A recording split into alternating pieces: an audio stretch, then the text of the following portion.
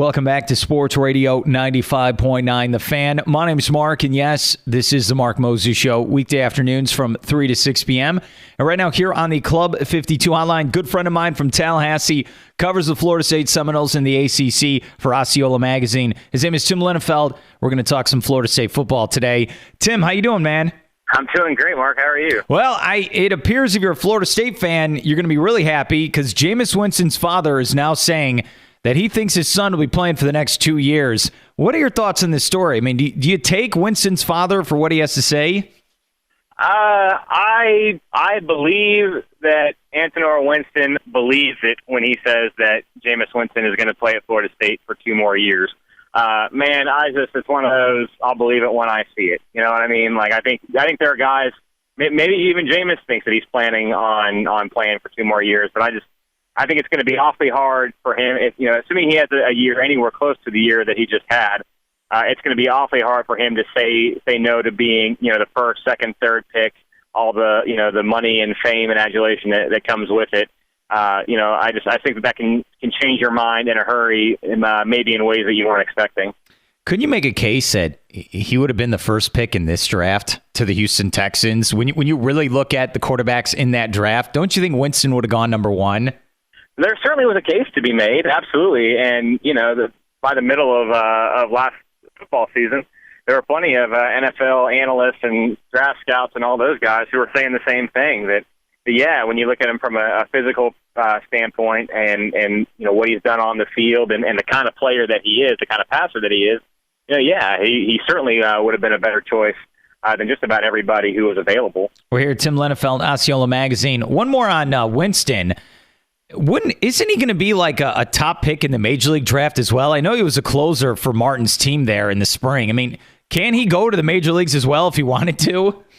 He says that's his plan, and I learned sort of in the middle of last season to not bet against Jameis Winston when it comes to athletic endeavors. I think I learned that lesson going into the Clemson game when I was maligned on my site, Noles247.com.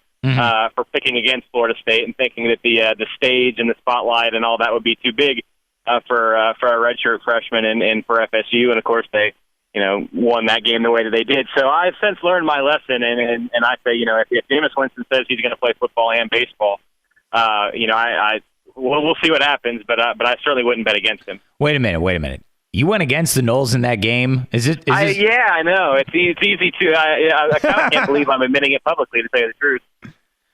Clemson was top 5 at the time, right? Yeah, they were good, man. Yeah, it was there. Florida State hadn't won there in a dozen years. That's right. Okay, I forget that. All right, so I know you haven't done your official prediction yet, but can we say on this show that you think Florida State's going to win against Clemson this year in Tallahassee? Well, I certainly think they have reasons to be optimistic for a lot of reasons. One, of course, being Jameis Winston. 2, being that the game is at home, and 3, being that Clemson just lost so much off of last year's team and is going to be rebuilding at so many positions. You got to think Florida State's going to be a pretty heavy favorite in that one. Well, you talk about positions. I was reading some of the the preview magazines. Don't worry, they're already out. I know you're going to have one as well for Florida State. 4 out of the 5 guys on the offensive line are coming back. So you talk about Winston and having another big season. Isn't that really the key? He's going to get that protection he got last year from those guys on the O-line? Absolutely. You start at left tackle with Cameron Irving, who's an All-American candidate and a first-round draft pick candidate, and the whole deal. And he's one of the best in the nation. And then between Trey Jackson, Jose Matias, and Bobby Hart, you've got one of the best top offensive lines in the nation. And then even the newcomer, Austin Barron at center, isn't really a newcomer. He's got several games of starting experience, has been on that offensive line, has worked with the guys that he'll be working with this season. So, they really couldn't ask for a better situation as far as, having to replace a guy and then having, all seniors along that offensive line. I mean, it's funny kind of, man, to think that just a few years ago, not all that long ago, people were ready to run Rick Trickett out of town, and the Florida State offensive line is what was holding them back. They couldn't recruit offensive linemen. They couldn't develop offensive linemen. And now here, some 24 months later, it's, you're looking at maybe, probably the best in the country. We're here at Tim Linafelt, Osceola Magazine, part of Noles 24/7. Give him a follow on Twitter at Osceola_Tim. We're talking Florida State football here on the Club 52 hotline. What about the running back position? Is it running back by committee like it was last year, or is Carlos Williams the man? I mean, what are your thoughts on the depth chart? I think that kind of remains to be seen. Jimbo Fisher's overwhelming preference is to do it by committee and really evenly distribute the carries. What I think you're going to see is Carlos Williams is certainly number one on the depth chart. He is the assumed starter, and I'd say that's his job to lose, but I don't even think that he can really lose it. But at the same time, when you look at early in the season, especially in that early season game against the Citadel between Oklahoma State and Clemson, assuming the Florida State builds a healthy lead, I think you're going to see a lot of guys get a lot of playing time, and that includes Mario Pender, the redshirt sophomore, who has been kept off the field due to academic issues, but everything seems to be green lights for him. He was even one of the team's academic warriors, is what they call it, one of their outstanding classroom performers for the last semester. So that's obviously a really encouraging sign. And man, they just rave about him and just how fast he is. So he's a guy that could be in the mix. Sophomore Ryan Green is a guy who could also be in the mix and had a promising freshman season. And then they also have Dalvin Cook, who was a 5-star recruit for the class of 2014, enrolled early in January, and despite having shoulder surgery, is also a pretty impressive guy who's supposed to be ready to go. So they have a ton of running backs. And while I do think Carlos is going to get the lion's share of it, there are enough options and enough quality guys back there that if they want to develop a deep rotation, I think they'll be able to. You bring up Cook, from the Miami area. He was supposed to go to Florida. Then he says, no, I want to go play with Winston. I want to go play for Jimbo at Florida State. Is there, can he play and help this team, or is this like we should look at 15 or 16 when you really look at him? I think, physically, if you look at him, man, he looks like a college football running back. He's got the speed. He's got the power, and I think just kind of hearing the rumblings around the program, I think they were pretty disappointed for him to hurt his shoulder the way that he did, because I think they had pretty high expectations for him. Now, that said, like I said before, he's expected to be back and be just fine for the upcoming season. So, is he capable of contributing? I absolutely think so. Again, it's just going to be that's an awfully crowded and awfully talented backfield, and I just wonder where all the carries are going to come from. Yeah, there's only one football. You know what I mean? Right, it's like the Miami Heat. It's the same problem. There's only one basketball. We're here with Tim Linafelt, Osceola Magazine. I want to ask you then about the defense and the impact that Charles Kelly has made so far as the new defensive coordinator. Have you seen it? Is it the same plan as last year? What's the impact he's made so far? Well, I think the impact in terms of changes has probably been pretty minimal. But if you can measure your impact by keeping things stable, and having some continuity on the defense, and giving the guys who know you a familiar face to that they know they can trust, then his impact has been really great. And you're talking about a defense that was one of the best in the country and one of the best in school history last season. So I don't know that there's any real reason to make wholesale changes as far as your philosophies and your scheme go. So, for Charles Kelly just to come in and steady the ship and sort of get things calmed down after Jeremy Pruitt's sudden departure, I think that's a really big impact, and I think that's valuable for FSU. I know it's been a couple months. You bring up Pruitt. He goes to Georgia to take the same position. Is there still kind of this feel like, wait, what happened to our defensive coordinator? Is there still that feeling with maybe fans on message boards? People seem to have moved on a little bit, and I think maybe a reason for that is that, he really wasn't here for very long, and people really didn't get a chance to know him very much. They saw the results, and they were awfully pleased with that, but, football coaches, if they're here for a certain period of time, they have a way of kind of ingraining themselves in the communities, being, at public events and seeing that, out and about town or what have you. But people here never really got a chance to do that with Jeremy Pruitt, and Jimbo Fisher doesn't let his assistants speak publicly, so we never really got to hear or read his thoughts too terribly often. So, I think people were surprised at first, but it's not like there was a personal attachment here the way there was, certainly for, a Hall of Famer like Mickey Andrews, who was here for 25 years, or even Mark Stoops, who was here for 3 years. And then I think when he left to take a head coaching job in the Southeastern Conference, most Florida State fans were, appreciative and understood that, he was taking the next step.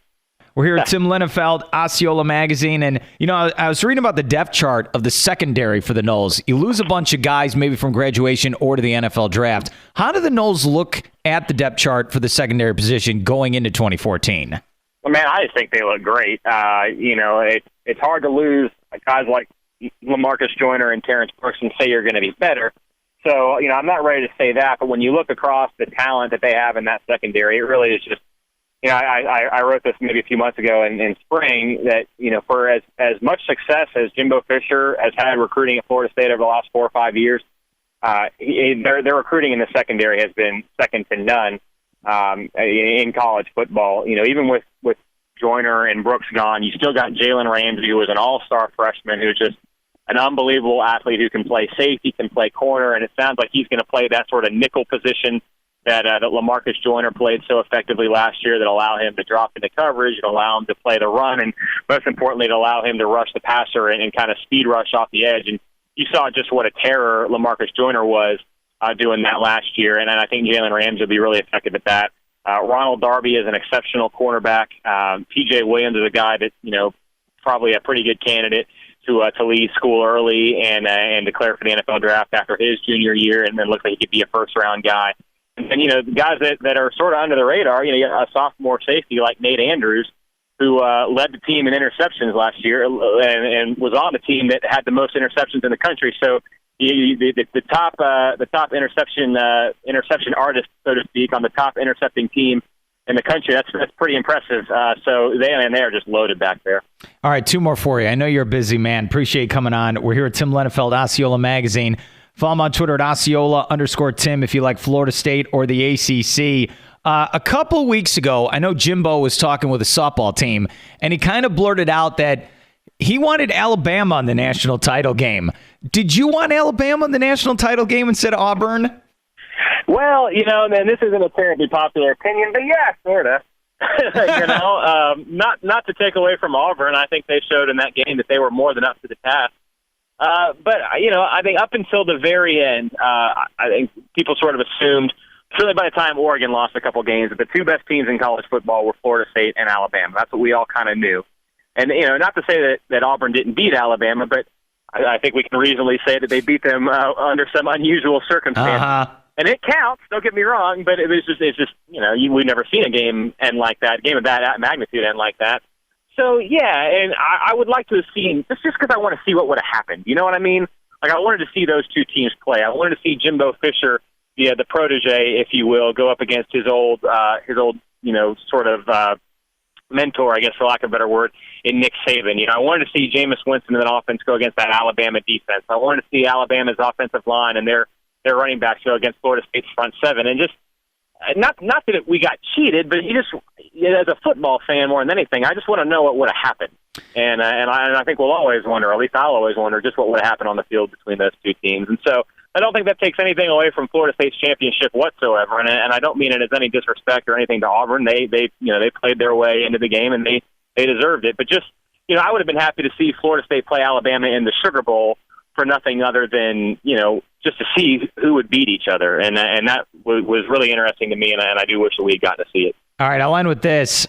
The college football playoff starts this fall. I know we've known it for 2 years, but it's kind of hit me like, oh, wait, this is really happening now. No more BCS. Yeah. Well, it's crazy. When they announced it, it's coming in 2014. 2014, man, that's forever. Uh-huh.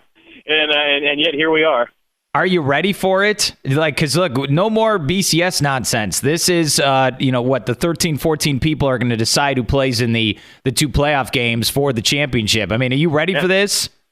Yeah. Oh, yeah. I think it's going to be great. To me, more meaningful games is always a good thing. And again, kind of what I was just saying, wondering what would have happened. Well, the playoff affords us is just a few more opportunities to not wonder what would have happened between two teams, and I think that's a great thing. Good stuff. Tim Linafelt, Osceola Magazine. Follow him on Twitter at Osceola_Tim for Florida State football. Tim, appreciate the insight, and I hope I can get you on again. Anytime, Mark. Thank you.